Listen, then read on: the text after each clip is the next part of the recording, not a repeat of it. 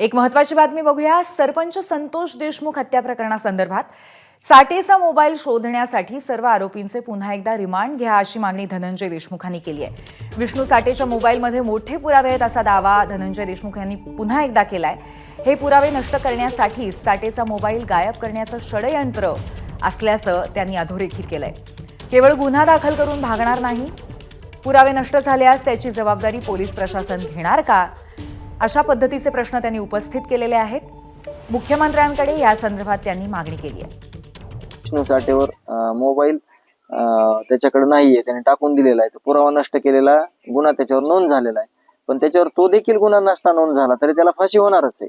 म्हणजे त्या गुन्हा नोंदीचा फायदा फारसा या प्रकरणात आम्हाला होणार नाही, म्हणून त्याच्यातले जे गंभीर गुन्हे आहेत, त्याच्यात जे विटनेस आहेत, पुरावे आहेत त्याच्या मोबाईलमध्ये, तो मोबाईलच शोधणं, याच्यासाठी मी एक विनंती केलेली आहे आज की स्पेशल ह्या सगळ्या आरोपींचा रिमांड घ्या।